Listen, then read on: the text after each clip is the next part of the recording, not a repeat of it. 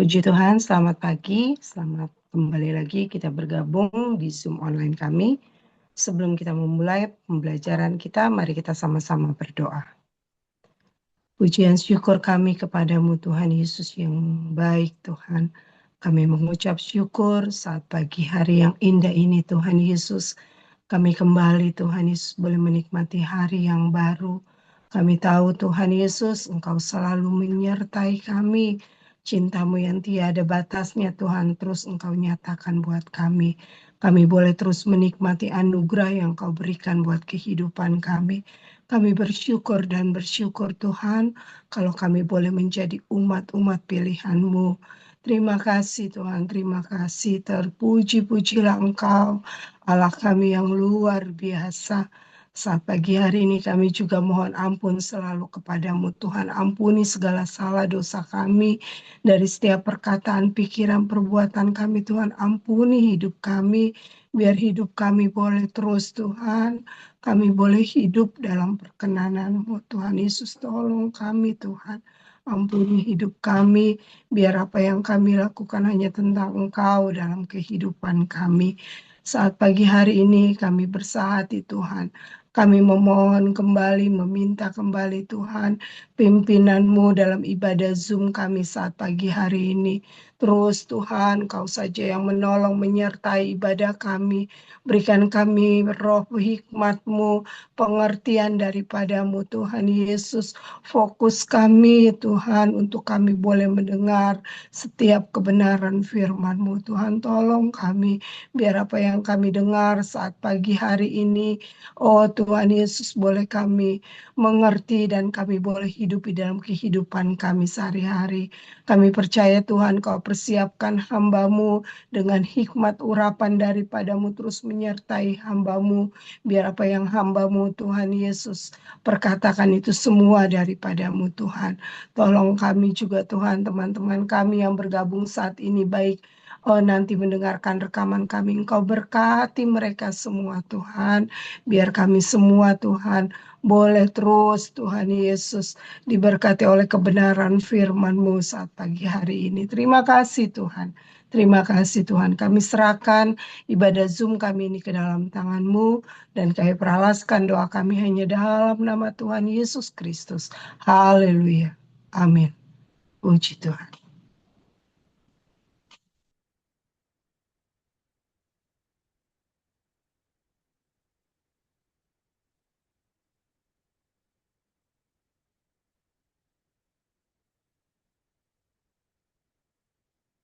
Kita masuk ke bagian kelima dari pembelajaran kita sama-sama untuk kita terus bangun rumah tangga kita. Langkah demi langkah, step by step, mungkin terlihat lambat, lama, tapi kita rindu sesama kita, orang-orang lain, melihat bahwa rumah tangga kita bukan seperti sebuah rumah yang terbengkalai.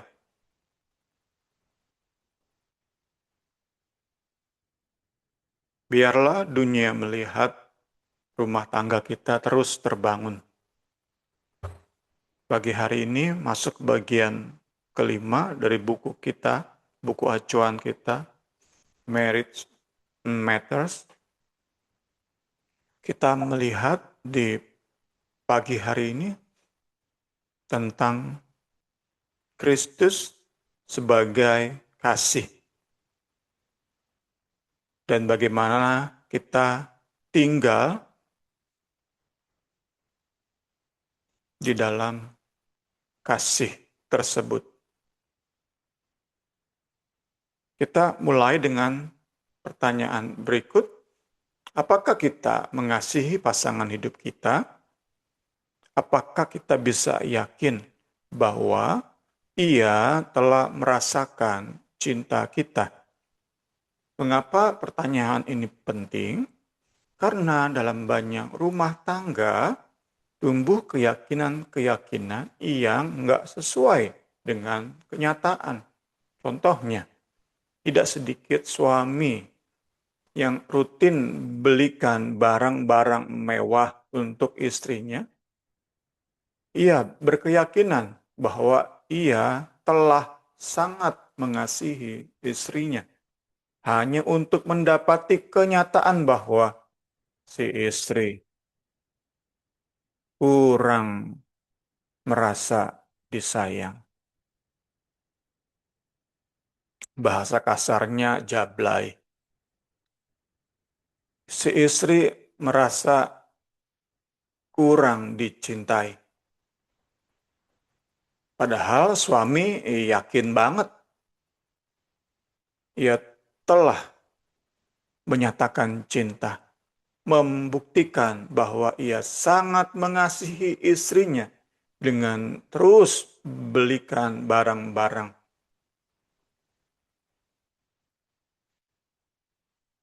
Mengapa hal semacam itu terjadi di banyak rumah tangga, bahkan dalam hal-hal yang nggak ekstrim, juga pasti menjadi pengalaman kita masing-masing.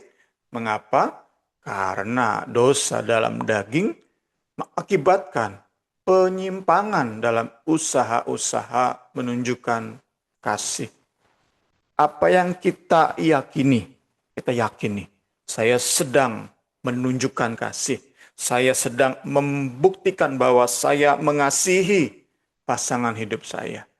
Saya mengasihi istri saya. Saya mengasihi suami saya. Apa yang kita benar-benar yakin ini bukti kasih, banyak kali. Oleh karena dosa. Nggak lebih ternyata dari ungkapan keegoisan kita.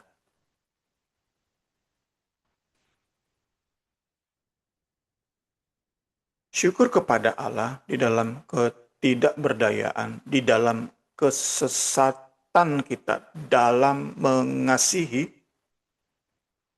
Ia menyatakan kasih-Nya kepada kita.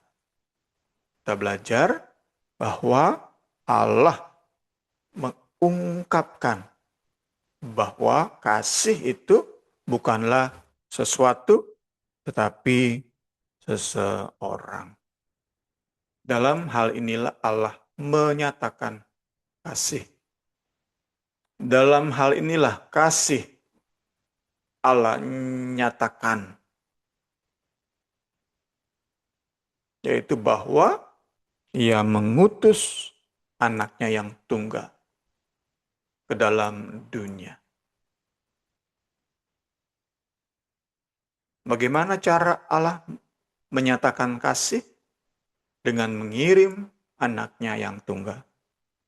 Kasih Allah terwakili secara sempurna dalam pribadi Kristus.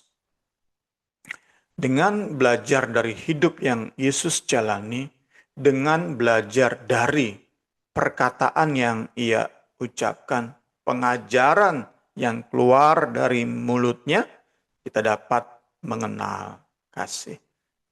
Kita mulai dengan melihat bahwa kasih itu bukan tentang, ada 3 hal, kita lihat pagi hari ini, bukan tentang membuat sesama bahagia, bukan tentang memperoleh kenyamanan, ketiga, bukan tentang menerima, memberi untuk menerima kembali. Kita lihat yang pertama, bahwa kasih bukan atau tidak untuk membuat sesama senang. Dari Tuhan Yesus sendiri kita belajar bahwa mengasihi bukan tentang membuat pasangan hidup kita senang, bahagia. Bukan itu. Ataupun bukan tentang usaha memenuhi ekspektasi mereka. Ini perlu kita terima dari Tuhan Yesus lewat pendalaman Alkitab terhadap apa yang Yesus ajarkan, apa yang Yesus tinggalkan sebagai teladan. Dengan kita belajar dari Tuhan Yesus, kita bisa paham bahwa mengasihi bukan tentang usaha membuat pasangan hidup happy. Injil mencatat bahwa meski Tuhan Yesus amat sangat mengasihi Maria dan Marta, namun ada saat di mana ia sengaja menolak permintaan mereka. Ketika Lazarus yang sakit itu hampir mati, sekarat, Maria dan Marta kirim kabar ke Tuhan Yesus. Tuhan, dia yang engkau kasihi sakit, sekarat.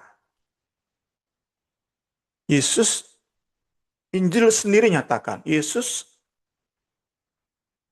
sangat amat mengasihi Maria dan Marta. Namun, setelah terima permintaan, setelah tahu ekspektasi Maria dan Marta, ia sengaja tinggal 2 hari lagi di tempat di mana ia berada. Jadi sekali lagi, kasih bukan tentang usaha memenuhi semua ekspektasi pasangan hidup.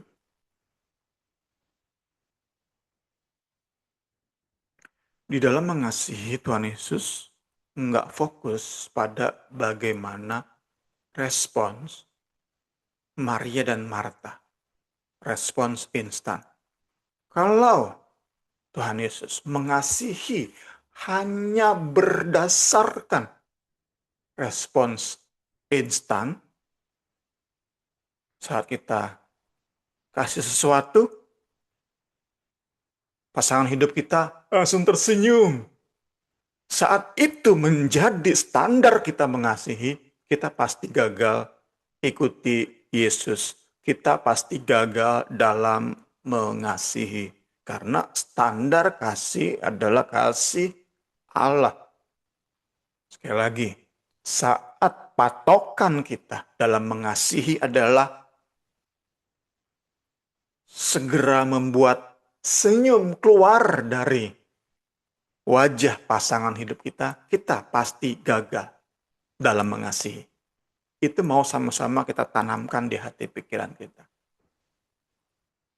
Mengasihi enggak selalu untuk membuat tersenyum pasangan hidup kita.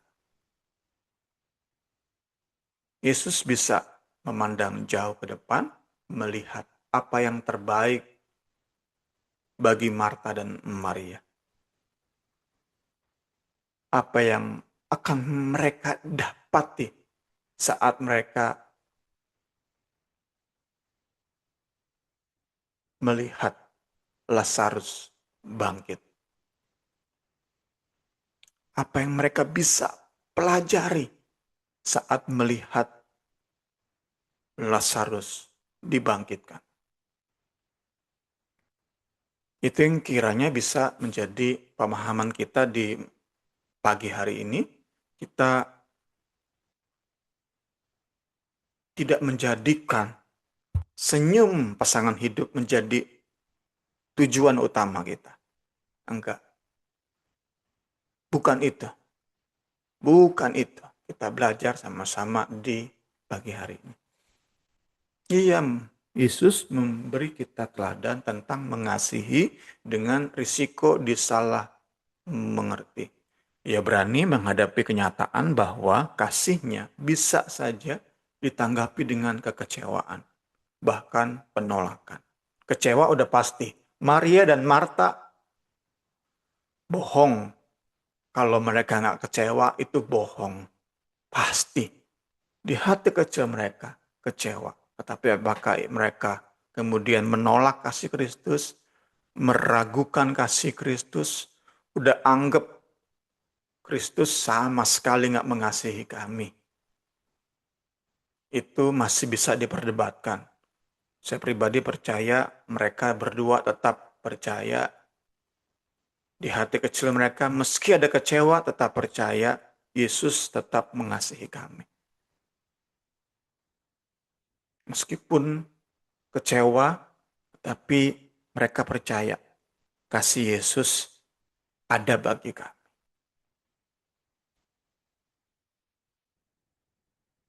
Nah, kita terapkan ke dalam hidup kita, di dalam pengenalan kita akan Kristus, kita akan semakin berani menunjukkan kasih pada pasangan hidup kita meski dengan risiko disalah mengerti. Kita bisa menolak pemahaman yang salah tentang cinta. Bahwa mengasihi pasangan selalu berarti membuatnya tersenyum. Kita enggak hidup dalam mental asal istri senang, asal suami bahagia. Diserap dari asal bapak senang, asal bos senang, ABS. Kita nggak hidup dalam semangat semacam itu.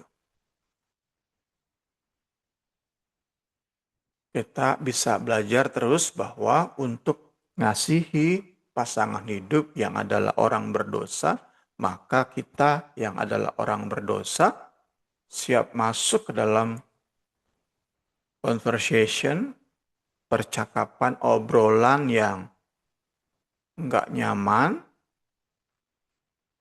Kita siap dengan ketidaksetujuan, tapi kita siap masuk ke situ. Kita tahu pasangan hidup kita akan nggak setuju dengan pernyataan kita ini. Tetapi kita siap masuk karena kita terus belajar dari Tuhan Yesus. Kita siap berkata dosa ya dosa, salah ya salah, benar ya benar. Kan kita terus belajar, Bapak Ibu Saudari, ada yang terlihat baik tetapi nggak benar. Kita berani nyatakan kepada pasangan hidup kita. Nggak asal membuat dia senang, tersenyum. Bukan tentang itu. Kasih yang benar-benar kasih. Puji Tuhan. Ini yang pertama, bahwa kasih itu bukan tentang membuat pasangan hidup tersenyum. Yang penting kita jaga hati bahwa kita benar kasihi istri, suami kita. Jaga hati dalam hubungan yang erat dengan Kristus, maka kita berani tegur pasangan hidup kita saat memang ia salah. Kita berani tegur. Meski ada kemungkinan besar pasangan hidup kita kecewa dengan kita. Tetapi itu dicontohkan oleh Yesus sendiri. Ia mengasihi dengan berani untuk terima resiko dibenci, disalah mengerti. Tapi karena kita belajar, kita mau terus berjuang sama-sama dalam membangun hubungan yang benar antara suami istri. Saat istri, contohnya kemarin, istri saya menegur, kenapa saya ketika Koko Kaleb datang ke tempat ini, nginep di rumah ini, saya marah ke Koko tuh dengan teriak berlebihan. Istri saya tegur. Itu kan membuat saya nggak nyaman. Nggak seneng. Tapi saat kita terus belajar dari Yesus, kita akan menunjukkan kasih, salah satunya dengan menegur. kiranya kita bisa belajar. Ini poin pertama.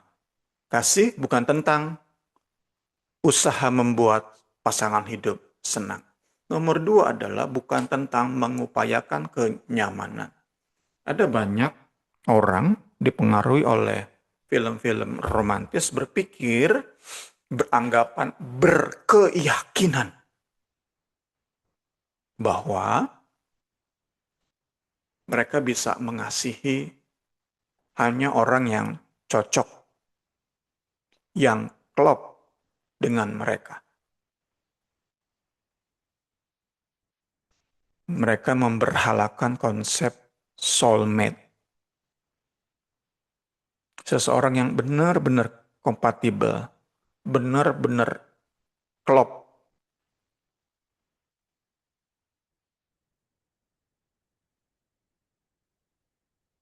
Bagaikan mur dan baut.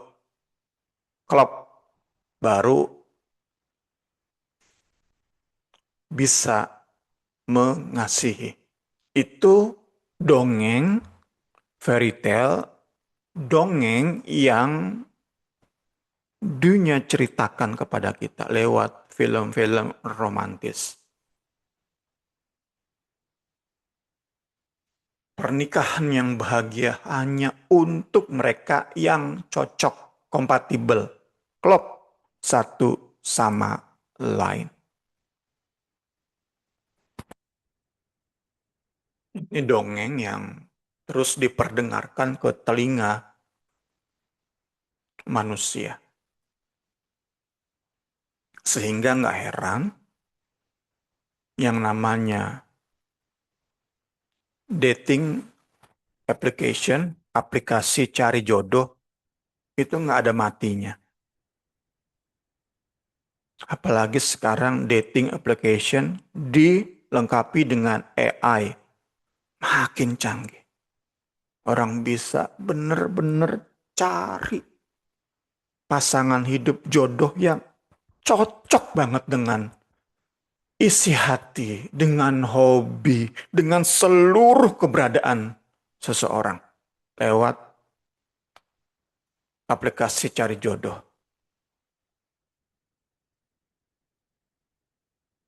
Apa yang Alkitab ajarkan?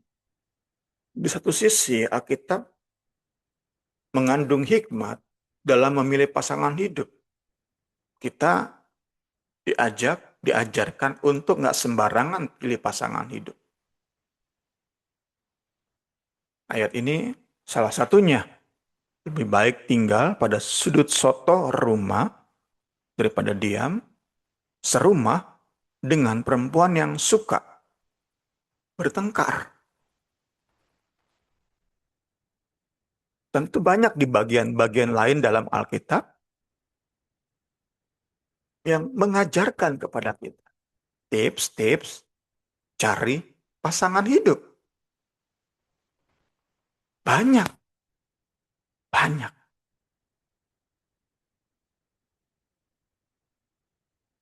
Namun, saat yang sama, Alkitab pun ngajari pentingnya bedaan dalam sebuah hubungan. Keragaman, bukan keseragaman.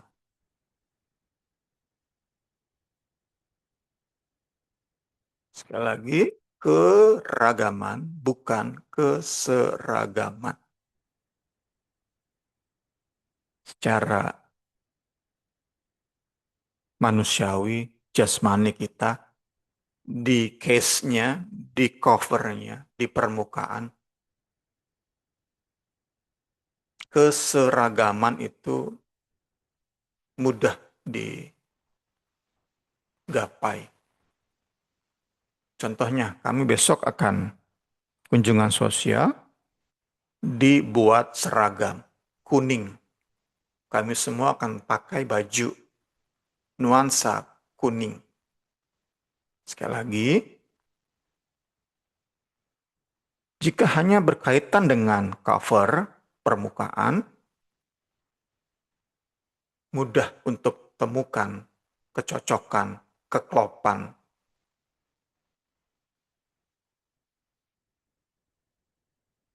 Tapi di dalamnya itu akan terlalu banyak perbedaan.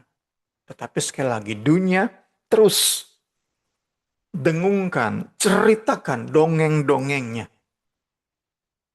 Harus benar-benar ketemu yang cocok, baru bisa mengasihi, baru bisa bahagia. Alkitab enggak bisikan kepada kita dongeng-dongeng kosong tersebut. Alkitab real, jujur, manusia itu memiliki perbedaan. Dua orang yang intens bertemu, bukan hanya dalam satu rumah, mereka akan sekamar, tidur bareng, satu tempat tidur. Dua orang yang akan tiap hari, entah berapa tahun,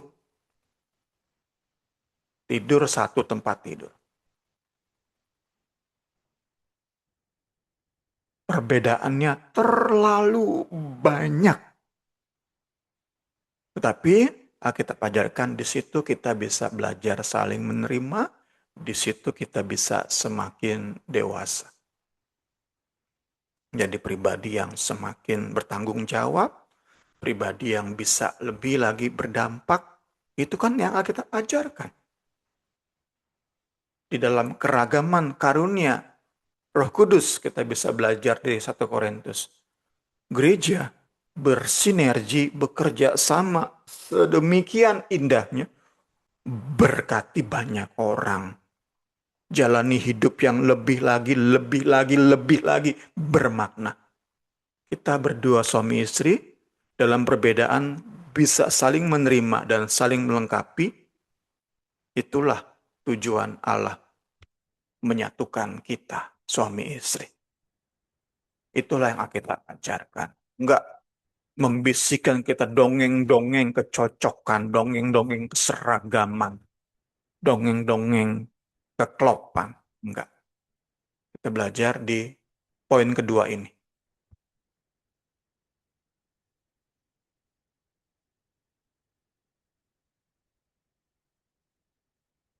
Apa yang terjadi saat dongeng dunia tadi menguasai pikiran seseorang? Wah, dia akan kejar, cari yang benar-benar klop dengan hobinya, preferensinya, prinsip hidupnya, akan terus dikejar. Ada dua ekstrim kan? Pertama, dia capek ngejar yang cocok dengan dia. Akhirnya apa?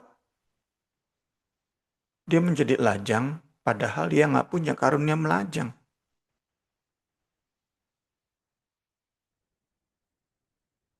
Kedua, ia akan, ya udahlah, masuk dalam pernikahan lah, hanya untuk mendapati, wah ternyata terlalu banyak perbedaan. Di dalam banyak perbedaan itu, seseorang yang dikuasai oleh dongeng tadi, akan terus jaga jarak dengan pasangan hidupnya. Ya nggak mungkin lah saya mengasihi dia. Wong ternyata terlalu banyak perbedaan di antara kami. Ya nggak mungkin lah saya sungguh-sungguh belajar mengasihi dia. Banyak banget perbedaannya. Nggak mungkin kami jadi pasangan yang cocok. Yang kerja sama. Nggak mungkin. Nah ini yang banyak terjadi ternyata kan. Kita nggak mau hal semacam ini terjadi di antara orang-orang terdekat kita.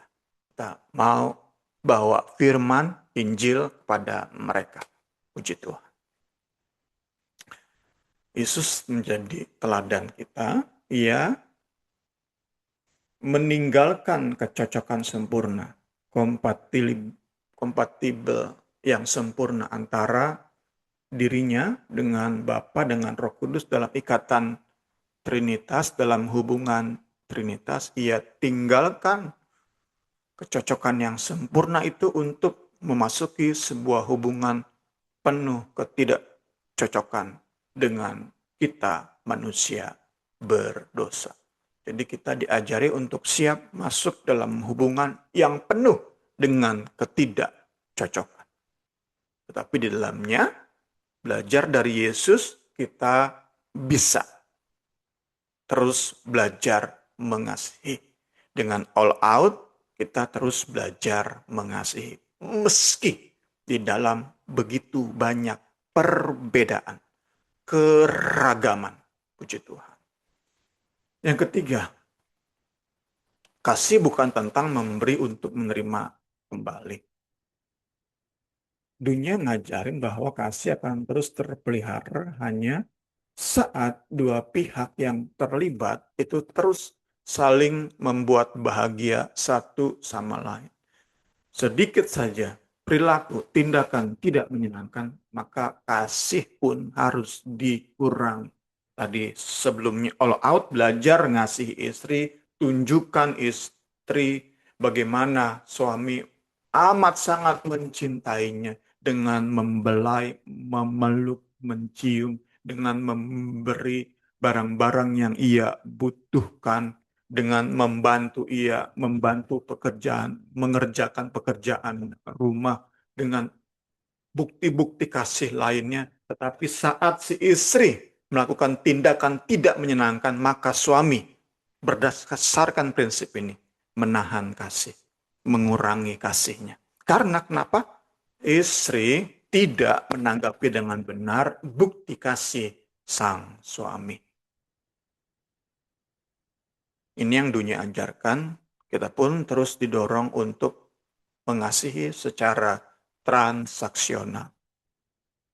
Saat dunia ngajari seperti ini, Tuhan Yesus ngajari hal sebaliknya.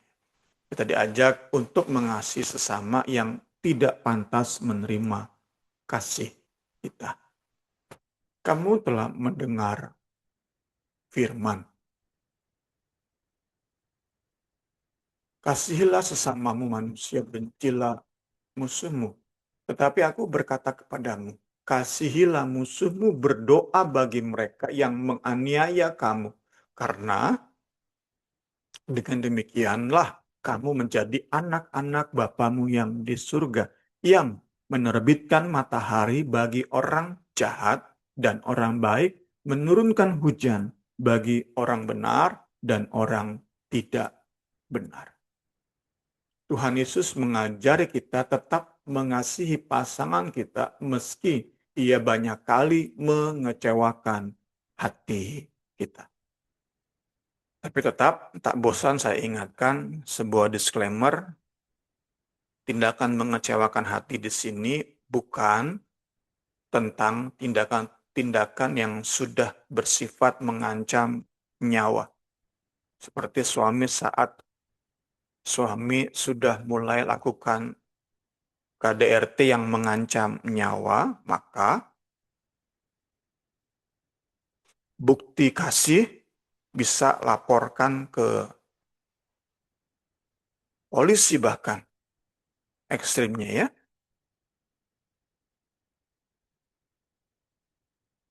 Atau saat suami mulai melecehkan anak gadis kita, nyiksa anak-anak kita, si istri bisa lakukan sebagai bukti kasih. Laporkan ke pihak berwajib, laporkan ke pendeta, laporkan ke pihak luar untuk dapat pertolongan. Puji Tuhan, kita masuk ke bagian selanjutnya, Injil dasar kita mengasihi. Setelah kita lihat tadi bahwa kasih itu yang kita pelajari dari Yesus bukan tentang membuat pasangan hidup senang, bukan tentang kecocokan, bukan tentang memberi untuk terima kembali, tetapi tentang memberi kasih kepada orang yang nggak pantas kita kasihi, maka dasar untuk kita bisa mengerti kasih, menjalani kasih yang benar adalah Injil. Ya, kita lihat bahwa lanjut dalam kita membahas Matius pasal 5, dari tadi kita baca tentang Matius pasal 5.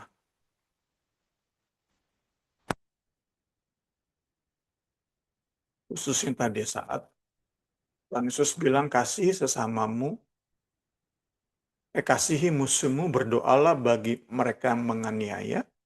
Meski Matius 5 ini berisi nasihat-nasihat yang sangat menggugah hati, namun ternyata mustahil untuk ditaati dengan sempurna. Mengapa? Nah, yang menjadi standar adalah Allah sendiri. Kita bisa sambil baca Matius 5, standarnya adalah Allah sendiri. Karena itu haruslah kamu sempurna. Sama seperti Bapamu yang di surga adalah sempurna. Kita tahu bersama hal ini nggak mungkin digapai oleh manusia berdosa. Jadi sekali lagi, meski Matius 5 itu berisi nasihat-nasihat yang menggugah hati, yang menantang jiwa. Tetapi berdasarkan ayat 48 kita disadarkan bahwa nggak ada seorang pun manusia bisa dengan benar, dengan sempurna mengasihi musuh, berdoa bagi mereka yang menganiaya. Itu salah satu contoh dari nasihat-nasihat di Matius 5. Nah, apa solusi dari kenyataan ini, masalah ini? Bahwa tadi ya, kita nggak mungkin menaati Matius 5 dengan sempurna. Karena ya kita bukan Allah. Apa solusinya? Hanya dari Allah saja kita memperolehnya. Yaitu saat ia memberikan anaknya yang tunggal menjadi manusia, dan dalam kemanusiaannya, anaknya yang tunggal ini, Yesus Kristus, sempurna ikuti semua perintah di Matius 5. Jadi sering kita dengar kutipan, saat Allah melihat kita, ia melihat Yesus. Saat Allah melihat kita yang telah bersatu dengan Kristus, maka Allah melihat Kristus.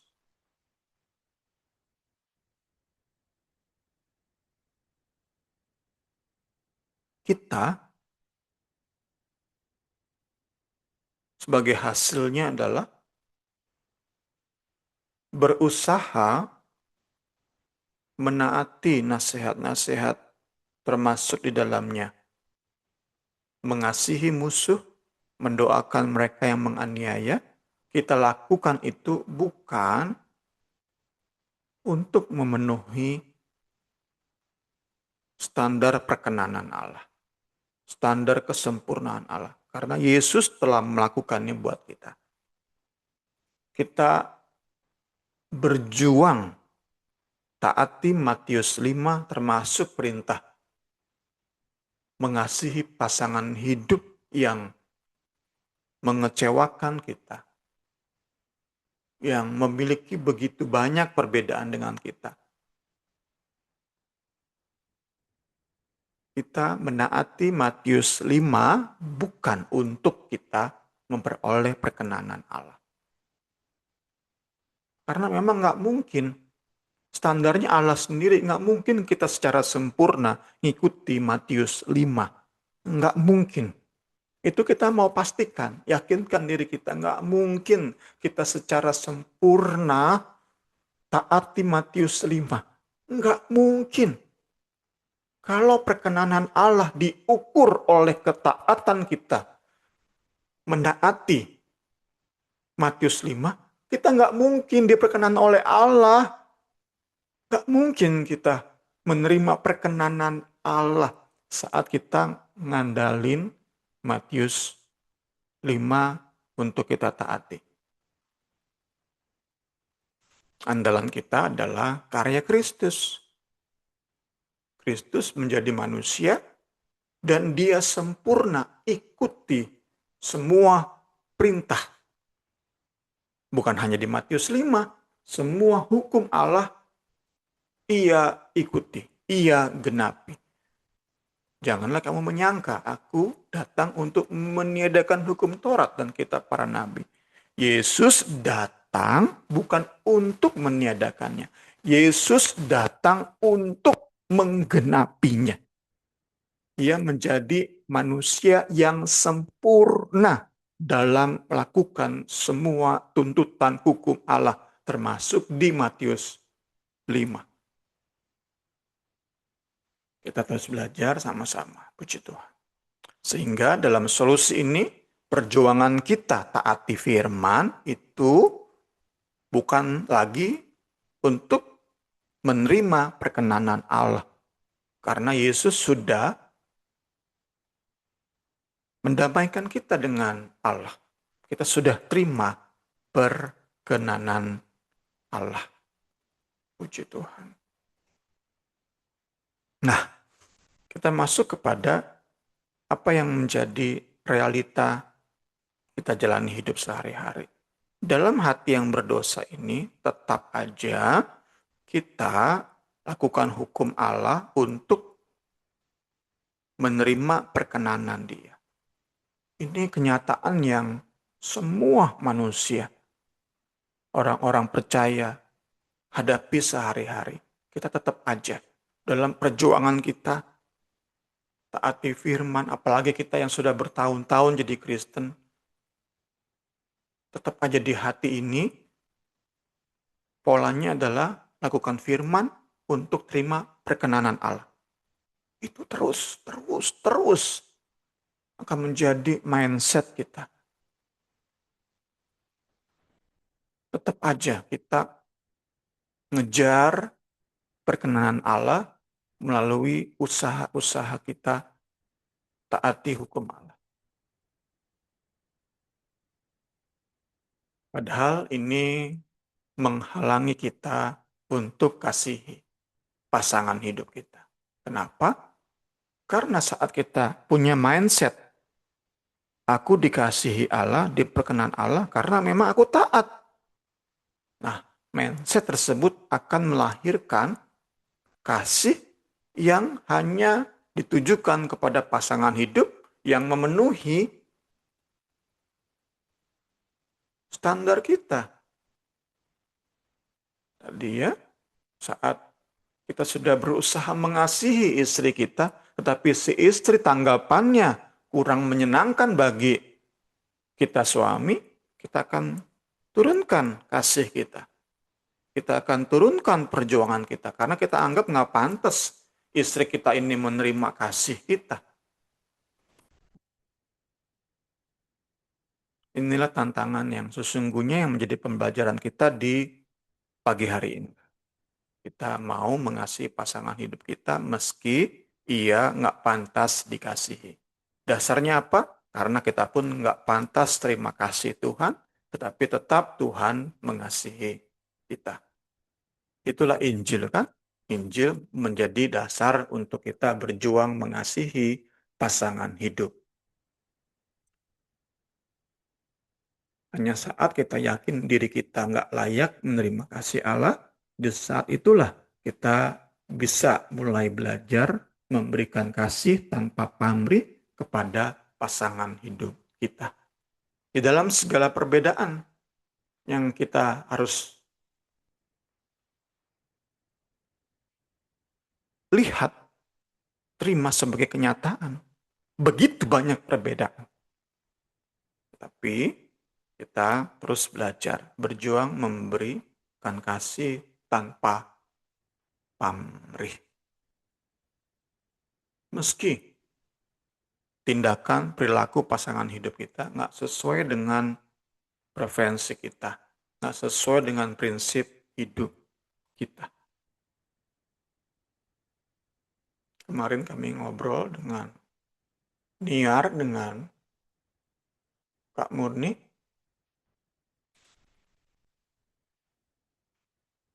tentang ekspresi dalam memuji Tuhan. Diawali dengan Niar yang merasa kurang nyaman kalau setiap memuji Tuhan tuh harus tepuk tangan. Itu kan pengaruh budaya latar belakang. Hasilkan prinsip, preferensi, kan berbeda-beda. Sangat berbeda-beda. Sangat beragam.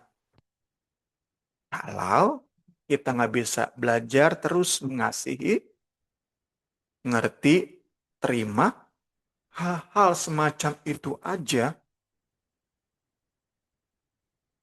akan menjadi penghalang untuk kita bertumbuh dalam mengasihi pasangan. Dan hasilnya rumah tangga kita pasti mandek pembangunannya. Kita harus bisa saling menerima. Nggak seperti, saya contohkan, ada pendeta dari Manado saat lihat model pujian di gereja di Jawa ini yang nggak terlalu ekspresif kan, tepuk tangan biasa aja, nggak nari-nari seperti orang Papua, tapi pendeta Manado langsung bilang, wah, nggak sungguh-sungguh memuji Tuhan, langsung dihakimi. Saat pasangan hidup berbeda prinsip hidup, kemudian menghasilkan saling penghakiman, mandek rumah tangga, mandek pembangunan rumah tangga. Itu dapat dipastikan. Karena itu kita mau belajar mengasihi tanpa pamrih. Terakhir di pagi hari ini, bersatu dengan kasih. Terakhir, di bahasan kita, di pagi ini kita kembali diingatkan bahwa Injil pun ngajari kita untuk ngasihi pasangan hidup, nggak cukup hanya belajar dari Tuhan Yesus. Kita perlu punya hubungan intim dengan Tuhan Yesus. Inilah dasarnya. Tinggallah di dalam aku di dalam kamu. Sama seperti ranting tidak dapat berbuah dari dirinya sendiri kalau ia tidak tinggal pada pokok anggur, demikian juga kamu tidak berbuah kalau kamu tidak tinggal di dalam aku. Akulah pokok anggur, kamu ranting-rantingnya. Barang siapa tinggal di dalam aku di dalam dia, ia berbuah banyak. Tapi di luar hubungan dengan Yesus Kristus, saat kita hanya belajar dalami Injil Kristus, tetapi nggak punya hubungan dengan dia, alias di luar Yesus, kita nggak bisa buat apa-apa. Perjuangan kita mengasihi nggak akan membawa kita kemana-mana. Sekadar belajar tentang Yesus nggak membawa kita kemana-mana. Nggak ada kemajuan kita dalam membangun rumah tangga. Kita perlu memiliki hubungan yang intim dengan Yesus. Bagaimana cara memiliki hubungan intim dengan Yesus?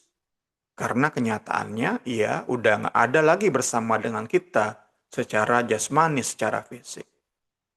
Kita diingatkan bahwa meski kontak langsung merupakan hal yang penting banget dalam sebuah relasi, tetapi itu bukan yang paling mendasar. Paling mendasar adalah trust atau percaya. Dapat dicontohkan secara sederhana, dua orang sahabat bahkan pacar, tetapi nggak pernah bertemu secara langsung, hanya secara online, itu dapat dalam banyak hal diragukan apa benar-benar mereka pacaran, apa benar-benar mereka bersahabat. Karena nggak pernah ketemu, hanya di Facebook, hanya di IG, mereka tiap hari chat-chatan. Bahkan berkata, saya sayang kamu. Kamu sayang saya tidak?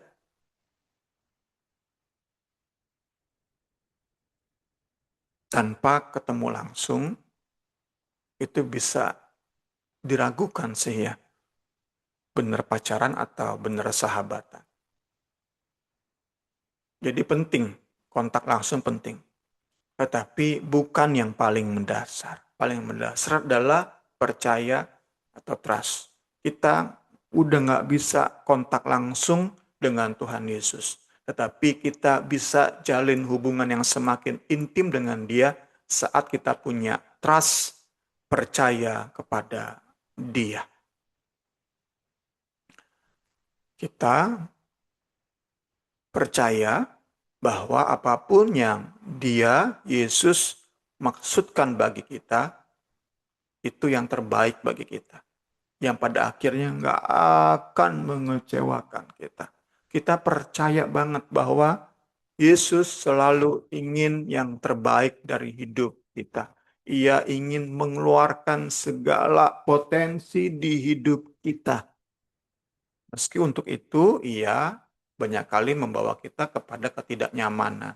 Lewat teguran-tegurannya, lewat hajaran-hajarannya. Di dalam hubungan yang berkualitas dengan Yesus, kita akan dimampukan. Karena tadi ya, kita bukan berada di luar Yesus, di luar pokok anggur, sehingga kita nggak berbuah, kita nggak bisa berbuat apa-apa. Sebanyak apapun kita belajar firman Tuhan, tetapi kita nggak bisa buat apa-apa, kita nggak kemana-mana. Saat kita nggak punya hubungan yang benar dengan Dia. Tapi saat kita seperti ranting yang nempel ke Yesus sebagai pokok anggur, maka pembelajaran kita, PA kita, study Bible kita, itu menghasilkan buah, menghasilkan sesuatu. Kiranya kita terus belajar kebenaran firman, memampukan kita untuk terus jadi pasangan hidup yang sekali lagi impian kita, orang dunia, sesama kita, jemaat-jemaat di sekitar kita melihat kita, suami istri, pasangan yang sedang terus bangun rumah tangga kita. Segala hormat kemuliaan bagi Yesus, saya kembalikan kepada Ibu Rini. Puji Tuhan, pagi ini ada Saudari Niar.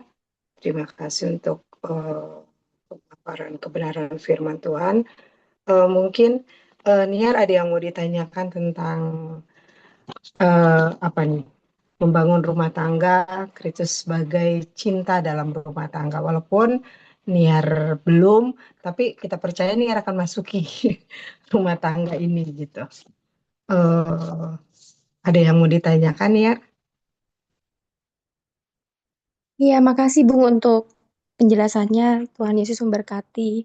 Eh, saya belum sih Kak sebenarnya untuk yang masalah rumah tangga, tapi terima kasih Bung Femi udah ngingetin bahwa kita tuh sudah diperkenankan oleh Kristus sehingga kita nggak perlu apa ya berbuat dengan kekuatan kita sendiri untuk beroleh perkenanan gitu. Karena kadang saya seringkali masih apa ya kayak gini takut nggak berkenan, seperti ini takut dosa kayak gitu sih. Ya tapi pagi ini juga diingatkan kalau cinta Tuhan tuh luar biasa bagi kita dan apa ya karena kita mau menghargai, kita merayakan, mengingat cinta Tuhan, jadi kita mau melakukan yang terbaik gitu, termasuk dalam eh, bagaimana kita berhubungan dengan sesama kita. Itu Ya, aja sih, Kak. Makasih, ya, Bu. Makasih, Kak. iya. Puji Tuhan, makasih Niar. Saya juga boleh diingatkan, walaupun saya sudah berumah tangga, kami sudah berumah tangga memasuki 25 tahun, eh, diingatkan bahwa kasih itu tuh bukan membuat kita satu sama lain menjadi senang gitu ya. Terus kasih itu bukan tentang kenyamanan, kasih itu bukan tentang menerima kembali firman Tuhan memang luar biasa, terus mengingatkan kita supaya jangan apa ya, kalau mengasihi orang lain tuh jangan terlalu berekspektasi tinggi. Kadang-kadang kita kalau contohnya berteman aja ya, kadang-kadang kalau kita udah saking deketnya kita berekspektasi tinggi gitu loh pada apa namanya teman kita atau pasangan kita gitu. Nah, firman Tuhan mengingatkan kita karena kita ini semua apa ya dibilangnya makhluk berdosa gitu. Jadinya jangan terlalu banyak apa namanya keinginan berekspektasi tinggi. Terus tadi ada kata-kata Bung Semi yang bilang dalam hati yang berdosa ini tetap saja mengejar perkenanan Allah melalui usaha kita menaati hukum Allah. Itu tuh yang seringkali kita lakukan gitu ya, karena yang Tuhan ajarkan itu mengasihi tanpa pamrih. Karena itu firman Tuhan mengajarkan kita saat pagi hari ini. Ya, kita akan tutup Bible study kita saat pagi hari ini. Nanti saya minta Niar yang berdoa ya. Iya, makasih Kak Rini. Mari kita berdoa. Tuhan Yesus, kami berterima kasih di pagi hari ini ya Bapa. Engkau kembali Tuhan Yesus mengingatkan kami akan cinta-Mu yang luar biasa ya Bapa, sehingga kami bisa melihat, mencontoh ya Tuhan Yesus dalam kehidupan kami sehari-hari ya Tuhan, termasuk dalam kehidupan rumah tangga anak-anak-Mu ya Bapa. Ya, Tuhan Yesus, kami mau mengerti, mau ya Tuhan mengasihi dengan benar ya Tuhan, termasuk pada saat kami harus memberikan pernyataan-pernyataan yang benar, teguran-teguran yang benar dengan kasih ya Tuhan Yesus Kristus. Tuhan yang tolong dalam setiap rumah tangga anak-anak-Mu ya Bapa, mereka mau belajar memahami satu sama lain ya Tuhan Yesus. Mereka mau ya Tuhan Yesus belajar untuk mengerti, belajar untuk bersabar, belajar untuk mengasihi dengan benar ya Bapa. Terlebih lagi mereka mau berakar di dalam Engkau ya Tuhan Yesus. Mereka mau melihat Engkau ya Tuhan sebagai pokok anggur, sehingga dalam segala hal Tuhan Yesus, mereka boleh Tuhan Yesus sesuai dengan kebenaran firman-Mu ya Bapa. Terima kasih ya Tuhan, terima kasih. Kami mau ya Bapa untuk bisa terus mengasihi Tuhan Yesus. Kami mau ya Tuhan Yesus untuk terus belajar ya Bapa, agar dalam segala hal Engkau terus dipermuliakan ya Tuhan. Terima kasih ya Tuhan, terima kasih. Tuhan terus menyelesaikan ya Bapa apa yang telah Engkau kerjakan dalam Bible study, termasuk dalam pelajaran ya Tuhan Yesus untuk rumah tangga ya Bapa. Kami mengerti, memahami bagaimana Tuhan Engkau mengadakan setiap rumah tangga Tuhan Yesus untuk memuliakan nama-Mu ya Bapa. Untuk itu Engkau yang menguatkan Tuhan. Engkau memberikan jalan keluar bagi setiap permasalahan ya Bapa. Dan Engkau saja ya Tuhan Yesus yang membawa rumah tangga untuk terus Tuhan bertumbuh ke dalam arah-Mu ya Bapa. Terima kasih ya Tuhan, terima kasih. Kami bersyukur untuk penyertaan-Mu, untuk perlindungan-Mu di pagi hari ini ya Bapa. Engkau yang terus menyertai kami sepanjang hari ini ya Tuhan Yesus. Memberkati Bung Semi, Kak Rini dalam segala hal, dalam pelayanannya ya Bapa, termasuk pelayanan untuk bakti sosial besok ya Tuhan yang akan kami lakukan ya Tuhan Yesus. Terima kasih ya Tuhan, terima kasih. Inilah yang menjadi doa sembahyang kami. Kami bersyukur, kami menyerahkan doa kami dalam nama Tuhan Yesus Kristus. Haleluya. Amin.